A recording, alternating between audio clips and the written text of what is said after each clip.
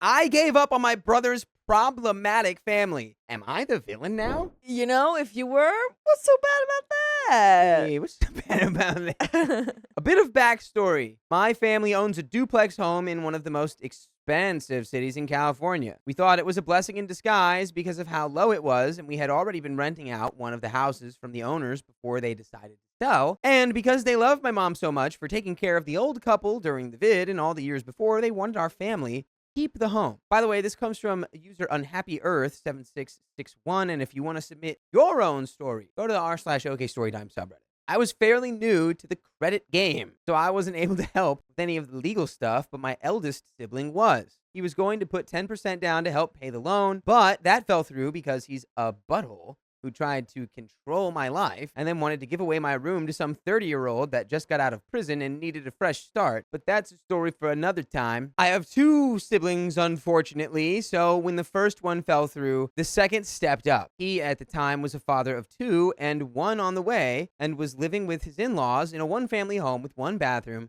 with three separate families living all together. Why? I don't know. Honestly, the house was gross. Sticky carpet, musky smell. Anyways, so then it was settled. He would take the smaller house, 2-bed, 1-bath, and they would get priority in the driveway due to sister-in-law working late hours while expecting. Then, when the baby was born, to protect the baby. I don't need much.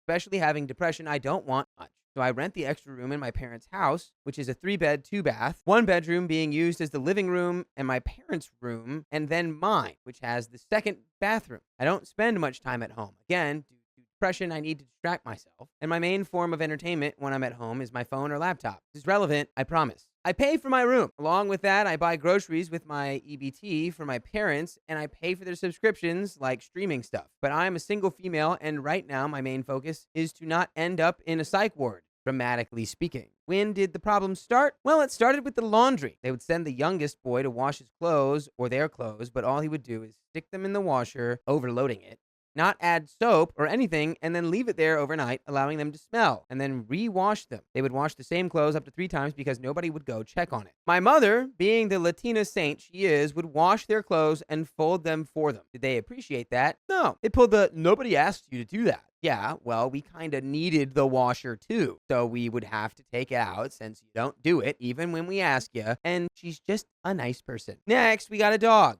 A pity that was destined to the pound, and we couldn't let that happen. Everyone loved the dog. For some reason, it made them want a dog, so they got a dog. The dogs are besties. They do everything together, including poop. They whined that they had to pick up my dog's poop from their side of the yard. What do they want us to do about it? Come over and inspect the feces and see which one belongs to which dog? Just pick it up, dude. We do it all the time. Sister-in-law is also mad that their dog spends most of its time at our side with our dog. But if you notice, the poor guy is left outside all day and sometimes until like 1 a.m. When one of the parents comes home from work, of course, he would rather hang out with his bestie and have a comfy place to nap and get treats for being a good boy. We have solar panels and we need to clean them or something. We didn't know what to do at the time because bills were coming in too high. Little more context. My parents and brother split the mortgage on the house. My room rent either goes to utility bills or sometimes something else that needs to be paid. I pay the least amount. I'm a single female. The amount my brother pays is roughly $1,700. So do my parents, but they pay other things. Back to what I was saying. We tried talking to them about this to see what could be done, and his first response was, "Why isn't she paying more?" Sir, you are a family of 5 living in a 2-bedroom house that the lowest asking range I've seen for is $2,300 a month, and that's without utilities included. How am I the problem? Plus, you have an 18-year-old high school graduate who plays video games from waking up to going to sleep. I mean, he could get a job. A job. You ever think of that? What an idea. Communication is another problem here. They just don't want to communicate about anything at all. We own this house. It is a family home. Whatever changes, we speak on it together. They don't like that. His responses to me when I would raise any concern was, "Why are you bringing negativity into my house?" They hate the way my parents speak. They're in their 60s, Latinos. Father has a deep, stern voice, and mother can't hear herself sometimes and speaks loudly. Both are very direct people. They are always accused of yelling at the kids.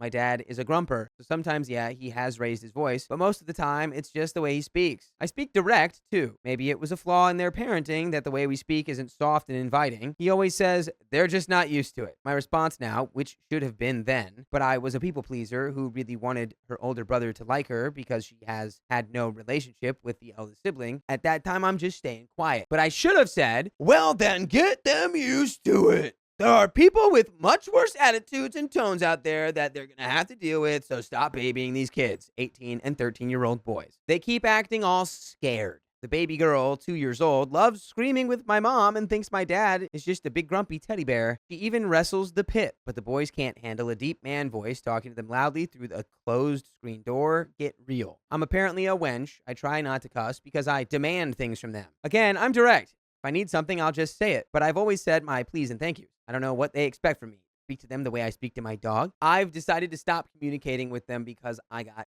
tired. They stressed me out more and more and hurt my feelings more and more. They showed blatant disrespect and disregard towards me and the outside world, and they lack any type of common courtesy. The only one I truly treat well is the baby, because she is baby. I'm not mean to the others, but I just started matching their vibes. They'd take my clothes out of the dryer, sometimes still kind of wet, and leave it crumbled on the side. I started doing the same. They close the door whenever one of us passes by, so I do the same. I no longer try to come over and talk. I just nod at them in acknowledgement and move on with my day. I'm imagining that they have the house partitioned with like yellow tape, like the caution, like everything's like, why are you on my side of the hallway? Right. Hey, guess what? They had a problem with me doing that too. Brother complained to mother the way I treat the baby better than the other two boys. The two boys that lied in front of me when I told my brother about them not listening. The ones who make any janky excuse not to associate with us. And the ones who literally do nothing but stay at home and play video games. They are supposed to be taking care of their sister and leave her in dirty diapers and clothes all day. She sneaks off to my room to play with my makeup and gets her hair done. And do they allow that? Nope. Brothers come and take her away as if some rando was just taking her. And what do? They lock her away like Rapunzel. What I can't wrap my head around is that they know their situation is bad. I can hear it. The houses are connected. I can hear them complain that the 18-year-old spends his time at home all day but can't even wash the dishes. They complain about their clothes not smelling clean after the 13-year-old supposedly washed them. They're so dirty, stinky, lazy. And yet through all this, they don't accept help. They gaslight you into thinking you're the problem. But do they do anything about it? No. They continue with the endless toxic cycle, taking no advice and not searching for change. But think about it. They're a family of 5 paying $1,700 for a 2-bedroom home in an expensive city. They don't pay utilities. They have parking at all times, while I have to park on the corner of the street. And the worst they have to deal with is keeping their side of the property clean. A grumpy dad/grandpa, a loudmouth mom/grandma, and a depressed sister/aunt who was basically unaliving herself to keep the peace between households, only to be disrespected and disregarded. He constantly accuses us all of not trying, but as I overthink it all, I ask myself, how have we not? My mother's love language is acts of service, so she would offer to help clean and wash their clothes and watch the baby. I have somewhat of the same, but I like giving things, especially food. I'd make them breakfast, buy them food when I would go get myself food, even though they didn't ask. I'd even get food for sister-in-law while she was at work. So, for when she came home, she'd have something to eat and not have to make anything. I know my dad could be hard-headed and can be a very angry person, so I'd take the hits for them. I'd deal with his tantrums so they wouldn't have to. And by the way, I'm going to throw a big old tantrum if I hear about you not listening to the full episodes with stories just like this on your favorite podcasting platform. Just search OK Storytime wherever you listen to podcasts. I don't know. I'm thinking the move here is, but it's like, yeah, you cut off any and all access between the two. Because clearly there's some kind of in and out. They're seeing each other in the houses and stuff. So I don't know what the situation is, but it either needs to be like, all right, we're cutting it off and we're like separated and we're like basically just like neighbors now and we're not going to act like family, or it's like, you just need to remove yourself. Definitely at first. I feel like there's a chance. I feel like it's possible to kind of mend that relationship. And maybe at first do need to kind of just like give us some space. You know, clearly that's what needs to happen. They don't like us, you know, apparently barging in on their space or taking over. You know, I feel like if they had some conversations about it or did some sort of family bonding or just was like, how can I help you more? Like, from my perspective, it looks like I'm doing this stuff. What does that look like to you? So, what is trying to them? Honestly, I got tired of trying. Like that scene in Encanto. I'm never going to be good enough for you, am I?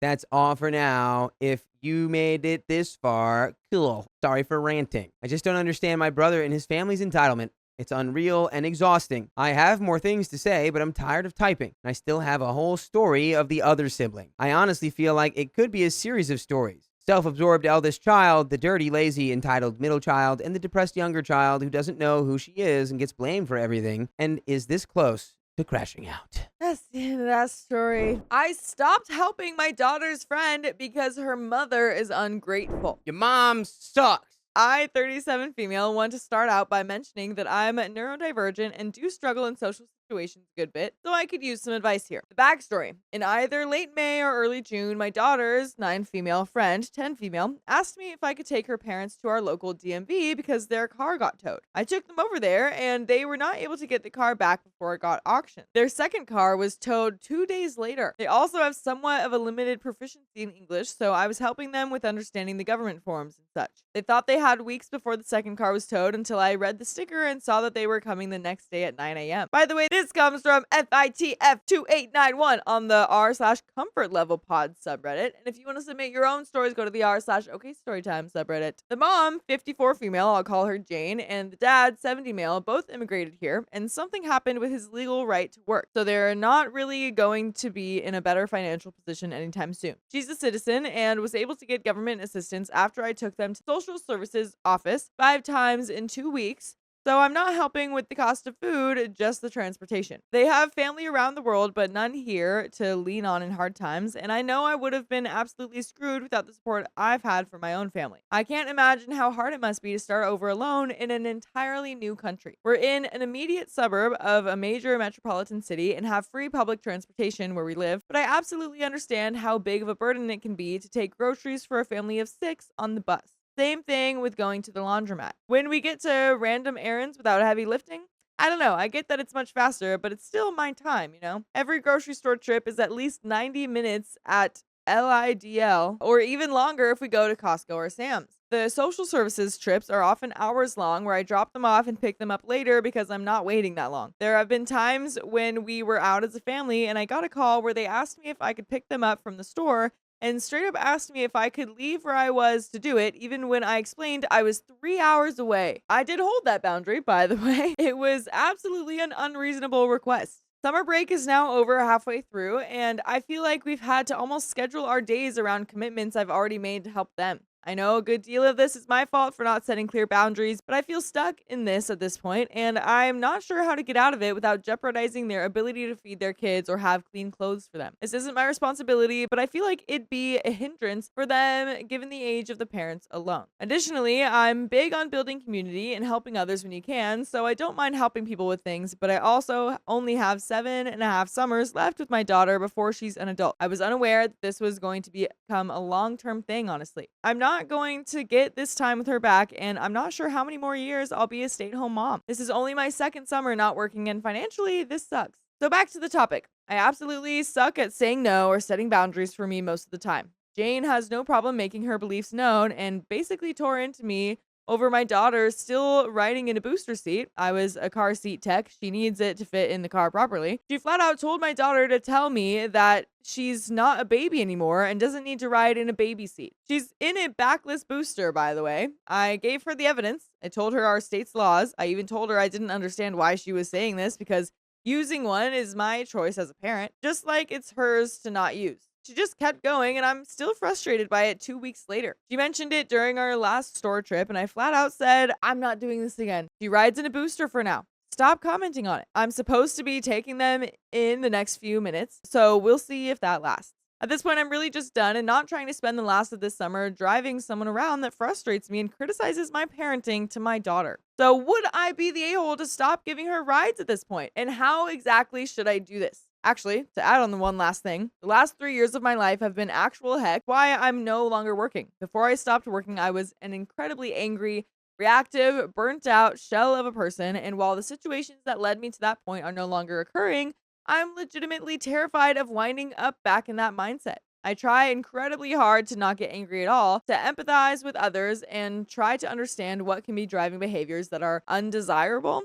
I don't know. I didn't want to say annoying or rude because I've been in that mindset recently and I'm so afraid of losing or backsliding on my progress. I think this is absolutely contributing to how much of a doormat I'm being. I'm going to bring this up with my therapist, but still could use advice in the meantime. And there is an update. I mean, like, you might feel a little guilty because it's like you're just a good person, but there's got to be resources out there that they can use to help them. Yeah, you're not just there. You're gonna be like, okay, if I'm gonna start doing this for you, pay me. Honestly, like you kind of Pay me. you need to start contributing to gas or something like that, 'cause that's a lot in the time that I'm not spending doing my own grocery shopping, all that kind of stuff. It also does kind of feel like a leading a horse to water kind of, or no, a teach a man to fish kind of thing, where it's like, OP mentioned, I actually don't know, they can understand that it might be difficult to like ride the bus or use public transportation when doing these activities and going grocery shopping and stuff. And maybe it's hard for them to kind of understand because of the language barrier. But I mean, have been teaching them a lot of other things. I'm pretty sure Google Maps can change to whatever language they need it to be in for them to understand how to get around. I picked up Jane and her daughter. We had to go get her prescription from CVS before going to get groceries. That's not a huge deal. They're across the street from the grocery store. She straight up said, "Are you sure you don't want to come inside and wait with us? It's going to be like 30 minutes because of the line. Someone please take me out of my misery." I'm in my luteal phase and absolutely cannot with her right now. It's like 96 degrees outside, so I have to sit here with the car running unless I want to stand around in CVS for an indefinite amount of time. She's coming now. What is the luteal phase? Something with period. So real-time update. I'm home. Jane is home. The girls are at the pool with one of their other friends and her mom. I'm sitting here catching up on the comments, and I want to thank everyone who took the time to offer advice. Here are my plans for this situation. I already had committed to a grocery store trip next week, so we'll do that. During this trip, I'll talk to her about all of this. I want to finish up summer as a family, and these errands are taking up a lot of our time, so I'm not going to be able to give rides anymore. Her daughter is welcome to come over and hang out with mine. I'll always make food for her too when she's over, and I may see if I can find a decent folding shopping cart at Goodwill or something. She does have mobility issues, so I'm not trying to leave her completely screwed, but she can start making the guys in her house shop with her if she needs help. She has teenage sons. My daughter's friend is their youngest. And I hope you guys can be my friend. You guys would be really good friends if you listen to full episodes of more stories just like this one. Go to Spotify, iHeartRadio, or Apple Podcasts, or whatever your favorite podcast app is. And search OK Storytime. Yeah, you would. But there is a little bit more to the story. Do you have any final thoughts before we move on? No, I think you're going about this the right way. It's like, you're not just being like, it's over. You're like, well, I committed to this, do this, like moving forward, change. And hopefully she gets it. And you're, at the end of the day, you're just not responsible for their well-being, Can't take care of yourself. And the answer is not just like, I'll have this other person take care of everything. Yeah, exactly. Like it started out as like a favor, but then it started becoming like they're fully expecting you and relying on you for that. But there is a little bit more to the story. I really appreciate everyone who just flat out spelled it out for me. Sometimes I get too in my head about things and can't see it for what it is. For those of you who mentioned therapy, I'm in therapy. We've had to cut back while I didn't have insurance, but it's active again, and my next appointment is coming up soon. I'm going to mention the situation and its resolution during that appointment. We'll do a bit of a deeper dive into what some of the comments were saying regarding why I'm having a hard time telling her no, and how to change that for the future. There are some comments. Comment number 1 says, "The only way you would be the a-hole is to yourself and your family if you keep doing this. Have you heard the saying, don't set yourself on fire to keep others warm? Because that's what you're doing right now. You sound like a really lovely and generous person, but these people really are using you. Expecting you to give them rides when you are 3 hours away, that's some level of entitlement they have. Glad you held your boundary. And to lecture you on the use of a booster seat? What I would do is to tell them that you are going to be very busy over the next few months and will not be able to give them rides anymore. If they ask why or what you're going to be doing, just say that's not important. What is important is that I can't give you any more rides. Don't get drawn into it any further, or they will try to find ways around it. Show them how to do their grocery shopping online for the bigger items, and show them how public transport works, and explain that it's free. I'm sure it's difficult to move to a different country, but at some point they need to look after themselves and remember that they did have 2 cars, which they lost. Not you. That is true. I did forget about that they literally lost both of their cars, which seems like maybe there's some confusion. Yeah, like that's the whole reason this all started, and they haven't tried to get the cars back. I feel like it's going on for a while. Best of luck, and remember you are doing this to be able to take care of your family. And that's the end of that story, I think that's a good comment to end on. I think lots of good points there. Just, yeah, explain to them your situation. Don't go into detail. That was a good point too about like Yes. why. You Because don't then need to they're, reason with them about why. yeah, You just say, I'm not. I can't do it. Well, right. why not? Because I can't. Because, I mean, clearly, I mean, you've tried that before. You're like, oh, I can't do that because I'm 3 hours away from you. And they're like, well, we'll wait. That's fine. Come over.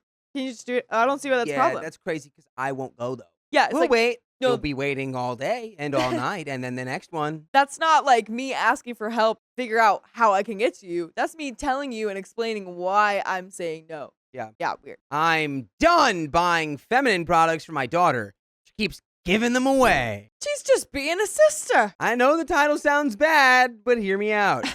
I, 32 female, have 5 children. Their age range is 12 to 5 years old. I work 2 jobs, one full-time and the other part-time. I do get a lot of help from family members with the children, so that's always amazing. With all my children, I've been talking to them about their body, what consent is, and what is appropriate and inappropriate, touches/secrets. So when the oldest turned 9, I shifted that conversation with her to the way her body would start changing and the things she'd experience, yada, yada, yada. By the way, this comes from user EasyOceans9661 on the r/comfortlevelpod subreddit. And if you want to submit your own stories, why don't you go down to the r/OKStorytime subreddit. When she was 10, she started complaining about cramps and pains in her stomach. So we talked about her cycle, what to expect. I helped her pack a feminine care bag with pads, wipes, and new underwear, and a baggie for the old ones, and liners that she could carry with her while she was on her cycle. She didn't start until early this year, just before her 12th birthday. During this time, I went out and bought at least 12 months worth of care products for her because the kind she likes is not always in stock. I kept them inside my closet, but showed her where they were when she needed them. I also gave her a box to keep in her room so she wouldn't have to go back and forth every day. A box usually lasts 2 cycles, so 2 months. It's been about 3.5 months since then, and she came to me saying she needs more products because she's low. Thinking she meant the second box I gave her to keep in her room, I went inside my closet to grab another box for her. To my shock, she only had 2 boxes left. I'm sorry. What? I asked her what happened to all of her products. Lo and behold, this child has become the pad dealing fairy at school. She is a popular kid, so a lot of kids talk to or want to be around her. Some of her friends have also started their cycles around the same time she did. Because of this, she's been passing all her products out to them since then. I told her that there's nothing wrong with helping your friends when they're in a rough spot, but she doesn't need to be giving all of her products away or taking her products with her when she doesn't need them. About a week after that, she came to me saying she needed more wipes because she was out. I know that was impossible because 2 days prior, I bought her a box of wipes. I told her as much, and she said, well, my friend needed some wipes because she asked me for some. I said, so you gave her the full box? And she said, well, she needed them. I explained to her again not to hand out all of her products to her friends. Said a bunch of things, but ended saying if she needs a wipe, give her one for now and maybe one for later. Same with the pads. It is not acceptable to give her a full box because now what are you going to use? She said, you can just buy me some more. I feel the need to say we're not struggling financially, but for me to continue to buy that many extra products would put us in a bind eventually over time as they're not cheap. Anyway, at that point in the conversation, I did become frustrated and raised my voice to her. I said, I'm not their parent, I'm yours. It's not my job to make sure they have feminine products, underwear, or anything else. If your friends are on their cycle, I'm sure their parents know, and their parents can do their job and buy their child what they need. You and only you are my responsibility. I will not keep buying extra products for you to just give them all away like money is easy to come by. I work hard to make sure you have what you need, and I will continue to do that because, again, you are my child. I will do what I have to do to make sure you have what you need. I will not have this conversation with you again. Stop giving out all your products. If your friend needs one because they forgot, give them one and only one. You can even let them use your phone to call their parents and tell them to bring some to the school, but that's all the help you should be giving. She didn't say much after that, but she looked deflated and it made me feel terrible. Later that night, I acknowledged her giving heart and how that was a beautiful quality I loved in her and how much I was so proud of her for trying to help others. I also told her helping others should not put her in a situation where she's going without, and that's exactly what's happening. I mean, not really, because in her head, she still has more in there and you can just buy more. I feel like that you still didn't really talk to her about money at all. This is an appropriate time for a kid to also learn about money. Yeah. 12, 13. Hey, this is how just actual money works. It doesn't just grow on a tree. I have to work for it, and there's a finite amount of it. Yeah, I do think that is a good lesson to like learn though of like, you know, you can give to other people, but like you can't you still got to look out for yourself. I feel like that's just a good kind of life Yeah. lesson to learn in general. But I Maybe agree. with better execution. Yeah. We hugged and she went to bed. Been a few days and I'm still thinking about it. Was I too harsh on her? Should I buy one box specifically for her to give out, but tell her that after that box is gone, she has to wait 4 months before I buy another for her to pass out? How should I approach or readdress the situation? Should I just leave it where it is? Am I the a-hole? And we have an update, but folks, what do the ladies have to say here, huh? Because I got nothing. This is not my wheelhouse. Yeah, I think that would be good. I mean, that seems like a good rationing thing. I mean, she could even say just like, I mean, I'm giving you these 2 boxes that are separate for like bathroom and your room and stuff, but like since they should last you around 2 months, maybe a little bit more, like that's all that I'll budget for. Like that's all that I'm really going to buy for. And yeah, so like you can definitely do that, but then maybe she'll learn that like once she gives enough away or she gives too much away, then she won't have any for herself, Yeah. Hello, all. I wanted to address some things said in the comments and some things I feel need clarification. No, my daughter's not being bullied. We talk She's popular. Yeah, she's literally popular. We talk every single day about her experiences at school, her achievements, and worries. The singular time she was being bullied was years ago in elementary school. It was swiftly addressed, and she hasn't had a problem since. No, she's not trying to buy friends. Even from kindergarten, kids have always flocked to her, wanting to sit by and talk to her, asking about her when she's not there, or making or bringing her things they made or bought for her. She's a genuinely caring and overall nice person, added to the fact she's very beautiful, which is why she's never had an issue making or keeping friends. However, she is quick to cut people off. Trait she got from me, LOL. So the notion she would just do things just to get friends isn't true. My daughter has done some type of sports since she was 1. The team she's on now, she has about 6 girls she's closest with currently, and these are the girls in question. They all do not have their cycles at the same time, which is why she was carrying pads every day to help whichever one was on. I do not feel it's my place to speak with a child about something like that without their parent knowing or giving permission, so no, I will not be doing that. I addressed this in the comments, but will say it again. I'm not willing to risk my home's financial security just to supply other kids that aren't my responsibility. Regardless of how harsh that sounds, my kids come first. Sending supplies to the school every month is not happening. Anyway, on to other news. I did have another talk with her about it, and she has no idea if her friend group can or cannot afford products. They ask, she gives, and that's the end of the story. Just like when she asks them for things and they give them to her. That's the dynamic of their friendship. They talk and text all day long and they help each other. For example, she said she wanted to match one of the girls for a school day. So the girl went and bought her a whole outfit just so they could be to winning. Cute. While I have met the whole friend group because I go to almost every game, I have not met most of the parents. I have spoken to a few over the phone while the girls were talking, but saying, hey, your daughter's on her period, can you buy her pads? Would be embarrassing for my daughter and for her friend. Anyway, since our conversation, my daughter has been more mindful in the amount of her generosity. She also told me about the conversation she had with one of the friend group girls about the friend cycle. She walked her through the things I showed her and gave her friend some pads for the road, but told her she wouldn't be able to keep giving them, so she had to talk with her mom about it. Perfect. And by the way, you can talk to your mom or whoever you want about the full episodes with stories just like this you can listen to on iHeartRadio or Apple Podcasts or Spotify, wherever you're listening. Just search OK Storytime, and you've got a whole treasure trove of stories to listen to till your ears fall off. One good thing is the mom called me, the mom of the friend. Talked, and I invited the girl over so I could have that conversation with her with my daughter supporting her so it wouldn't be any more awkward than it already was for her. By the end, she was laughing and asking questions, so I would say it was a success. I helped her pack a care bag and told her to speak with her mom about refilling the bag when she needed to. I made 4 more care bags just in case I get another call, and I told my daughter to let her friends know they can talk to their moms or dads about it or have the parents call me. So we'll see how that goes. My daughter is back to her usual self and is making me proud every day by showing compassion towards others and being amazing. I honestly love listening to her light up when she shares about helping others. Can't teach that sort of thing, and I'm just glad I get to see it firsthand. Wow, your daughter's cool. Yeah. Your daughter's a nice person. This is great. What a nice little story. We're talking about our issues. We're understanding each other. And we've got an amazing daughter who is shaping out to be a great, loving, helpful person.